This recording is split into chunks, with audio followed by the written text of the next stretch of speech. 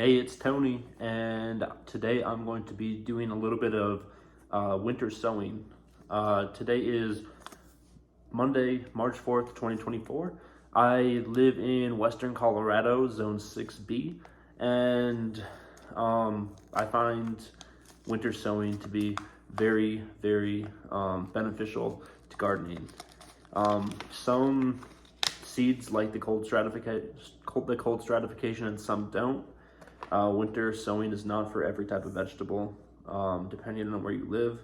Like for example, I would not winter sow peppers or tomatoes, though I could. I would just have to be a little bit more mindful. But when I winter sow things, I kind of like to just set them outside and forget about them until I can actually plant them.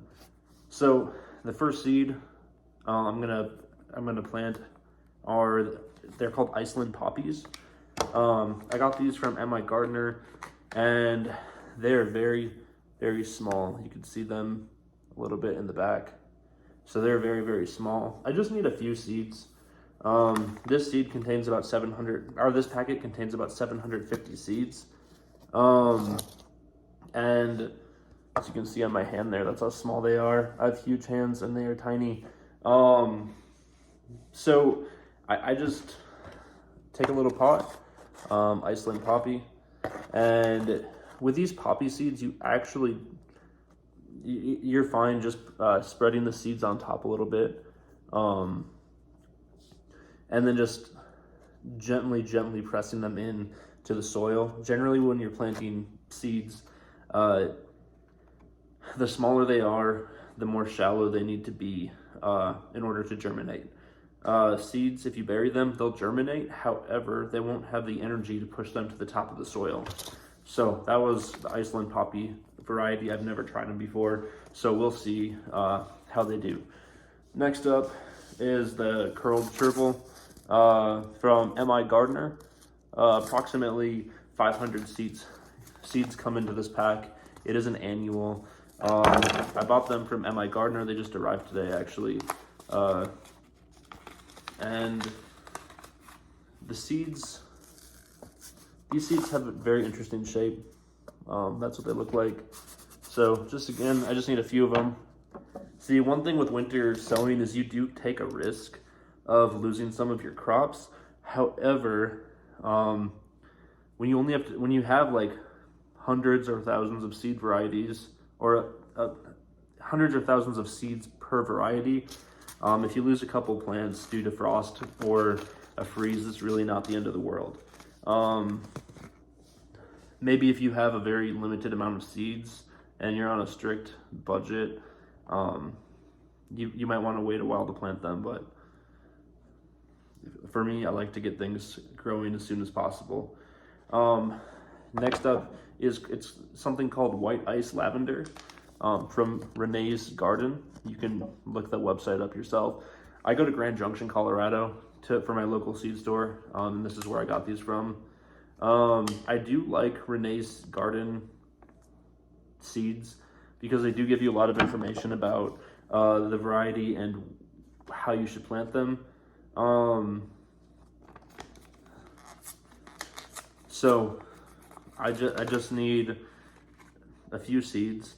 It is not marked on here. Actually, yes, it is 30 milligrams. So these seeds from the white lavender, or white ice lavender, are so small that they come in an even smaller container inside the seed packet. So I'm gonna go ahead and try to carefully open these up with my flathead screwdriver here. It's a little bit too big for the job.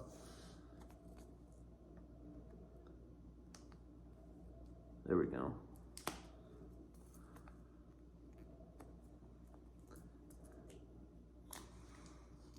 Yeah, it's kind of a pain in the butt to get these out, but that just shows you how small these seeds are. All right, so I kind of destroyed that package a little bit. This is such an interesting little seed packet they have. So it just opened up like this. And look at that. So not too many seeds came in the packet. I just need a couple of those, so it's all okay. And lavender is one of those varieties that loves to be winter sown. It likes to be, they like to germinate on their own. Another benefit of winter sowing certain vegetables and herbs is that you don't have to harden them off. So nature kind of hardens them off for you. And you don't have to worry about space inside, like undergrow lights, like what's going to happen when they grow big and I have to transfer them. They're already in a pretty big pot. I use the 3-inch pots for winter sowing because I can start a lot of seeds per individual plant in one pot, and I don't have to worry about just taking one seed and putting it in one of those mini containers. So I can really plant a lot this way.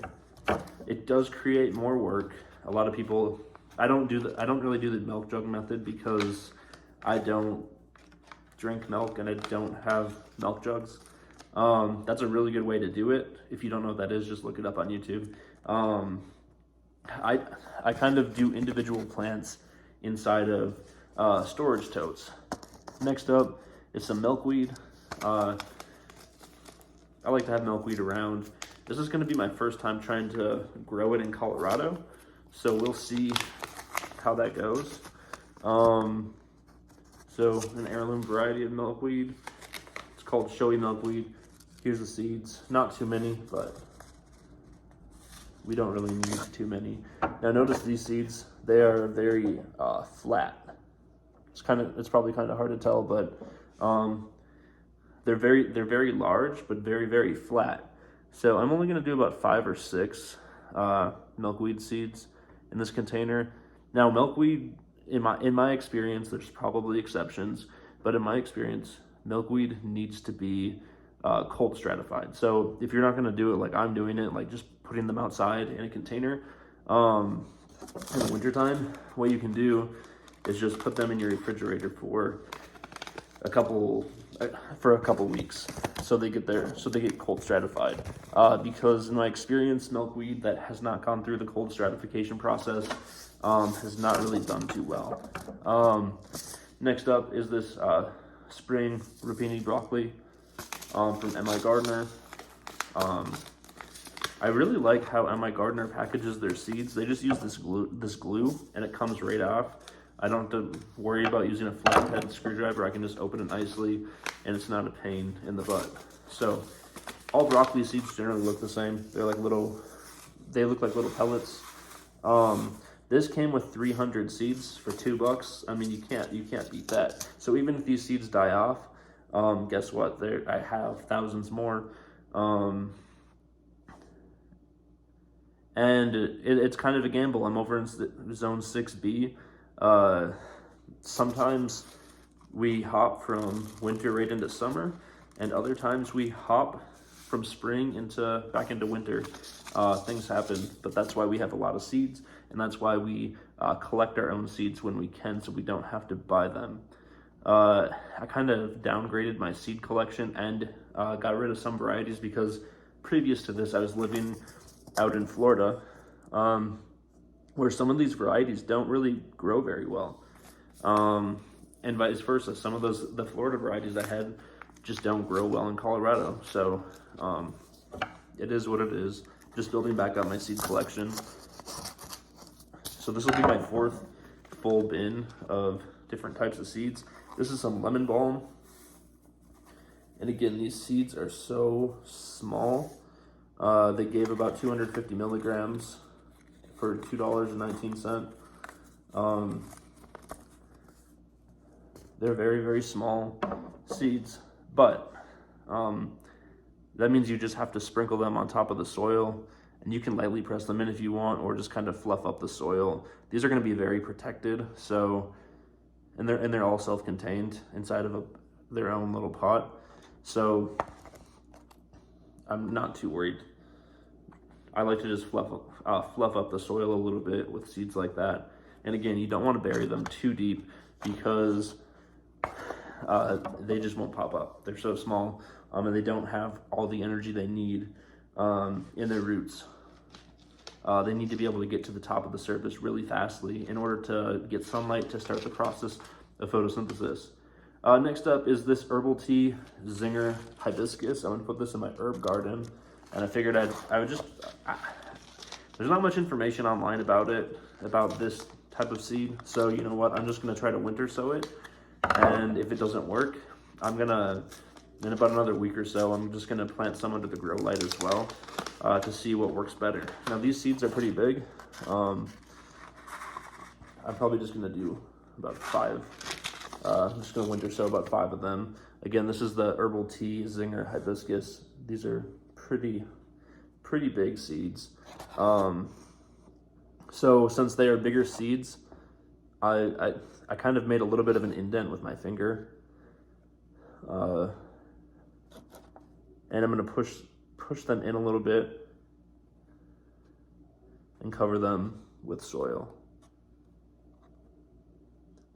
But yeah, those are pretty big seeds compared to what I've been working with so far.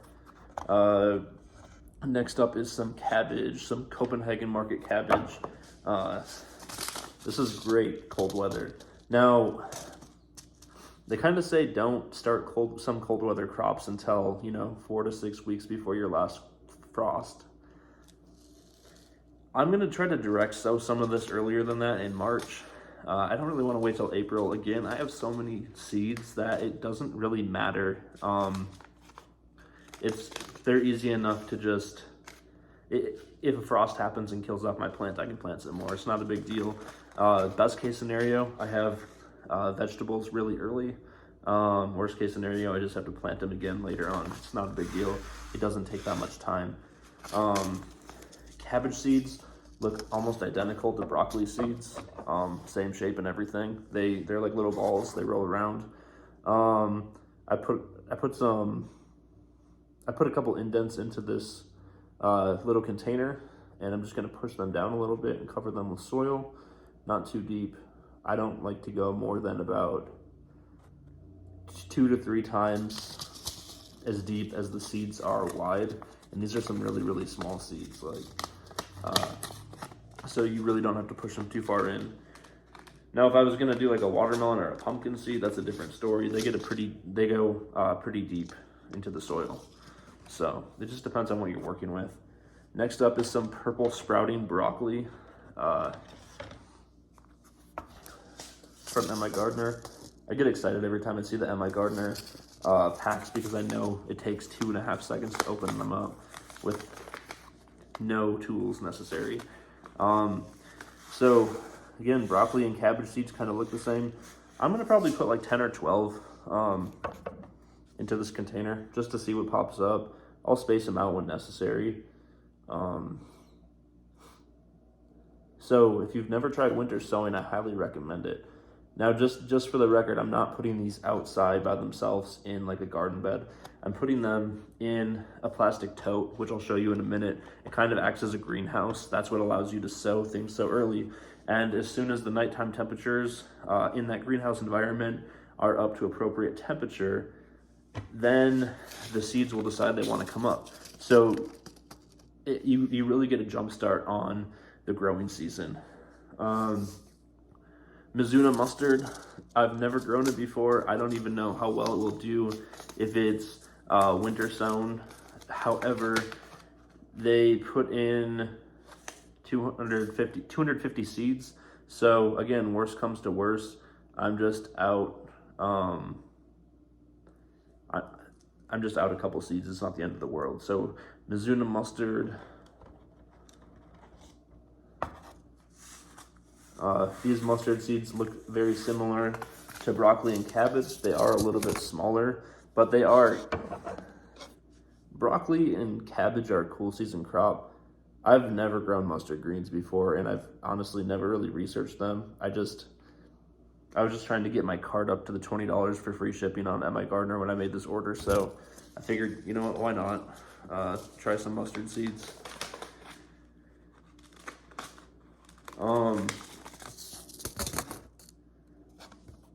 So those are pretty small seeds, so I'm just gonna loosely cover them with soil just to make sure they can get to the top. Next, Romanesco broccoli. I've never grown this variety of broccoli before. This is from My Gardener. So classic broccoli seed look here. So they're like tiny round little beads. I'll probably just put like 5 or 6 into the container. So that's Romanesco broccoli. All right.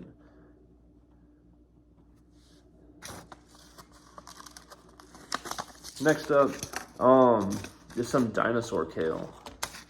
Kale is not something that I typically eat much of, but I'm willing to try it and to put it into smoothies and things like that. So all these cold weather crops tend to have similar looking seeds. They're those round, beady looking seeds.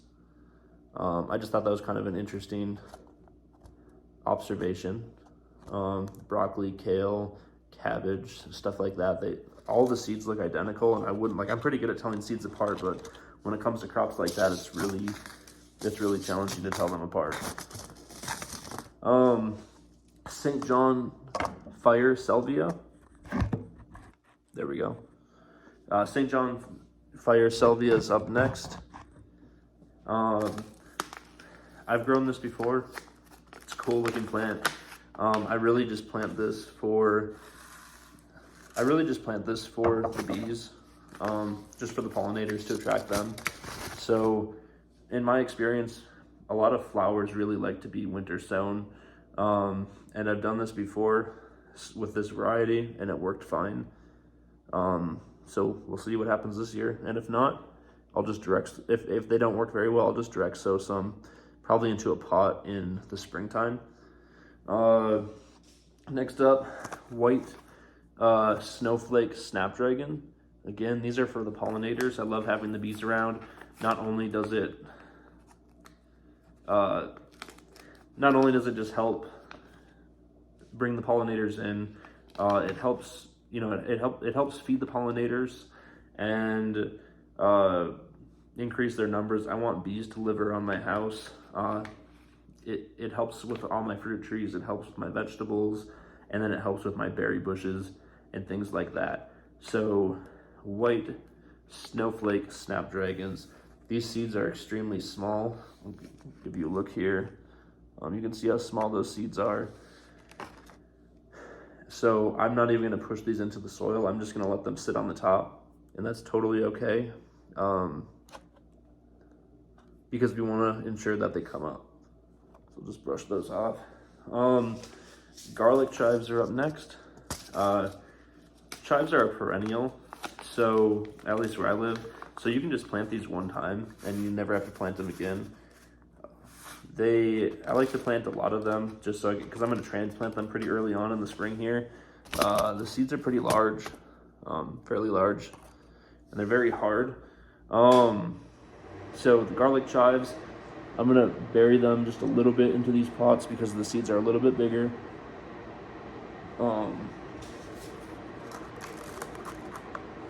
Yeah, I love the packaging on these My Gardener seed packets.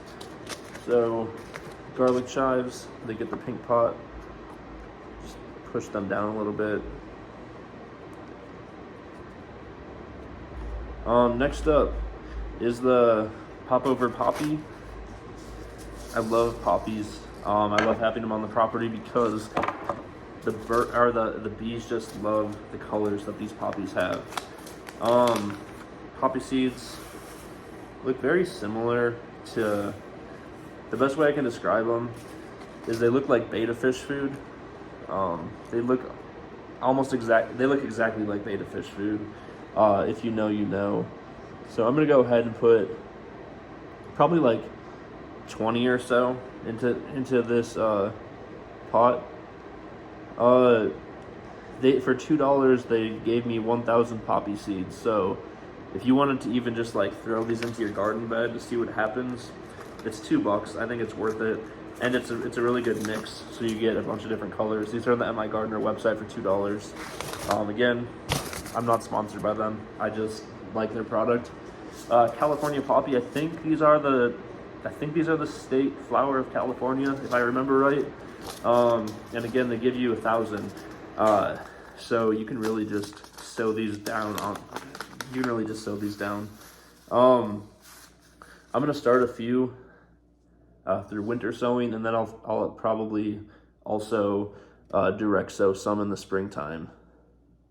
And these flowers put on quite a show, especially if they have access to a pretty fair amount of water, just for a little bit. They come up, they flower really quick, then they go away. I haven't grown them in Colorado before, so I'm assuming they're gonna reseed themselves, but we'll see what happens. Down to my last couple here, some Russian tarragon, just for my herb garden. Love to have some herbs growing. You have to plant this every single year in my zone, and the seeds are very, very small. So seeds are very small. So I can just put these on top.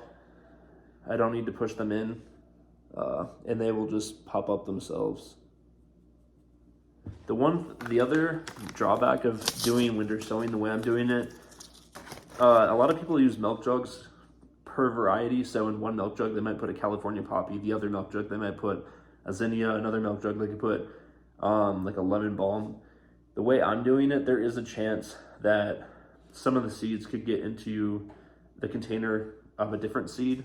I'm pretty good with what plants look like, so it's not too big of a deal. But if you're just starting out, it could be kind of confusing if you have 2 or 3 different varieties popping up in the same pot. I try my best to avoid that, but it happens. The seeds are so small, they kind of move around. So here's some Mammoth Long Island dill. I've not grown this variety before, so I'm excited to try it out. They give you about 200 seeds. So I will definitely winter sow some of this and then direct sow some of this in the springtime. And I like to take notes in my journal or garden notebook, I guess, just to make notes for next year, what worked, what didn't work.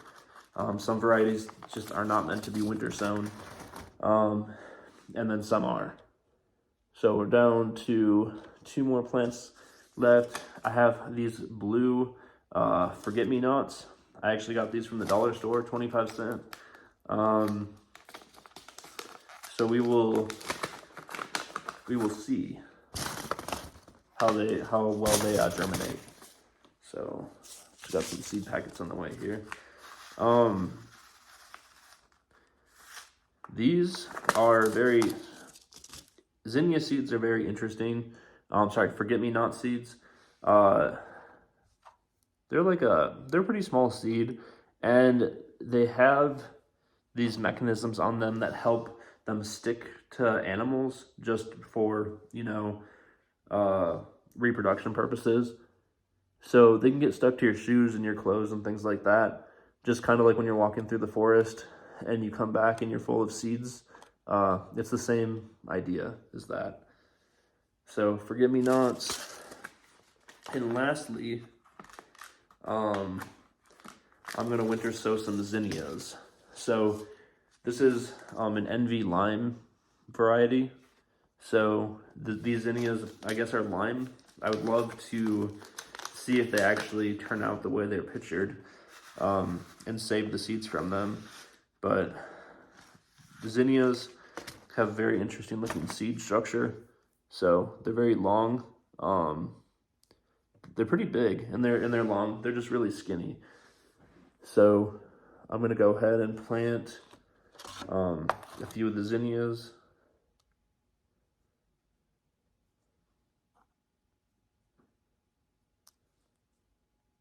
And push them into the soil just a little bit.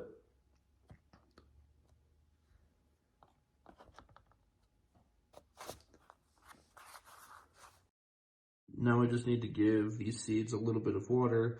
I don't want to overflow the containers because I don't want the seeds spreading to neighboring containers.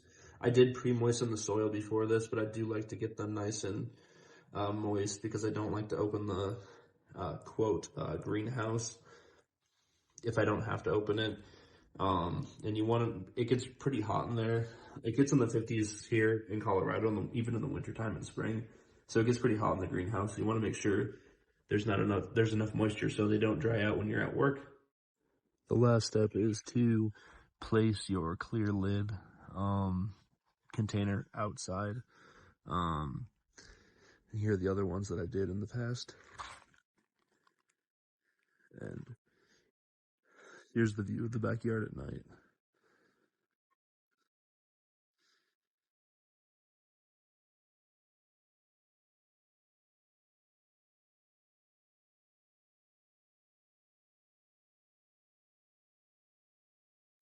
Later this week, I'm going to be starting my summertime crops indoors a couple months before I can plant them outside.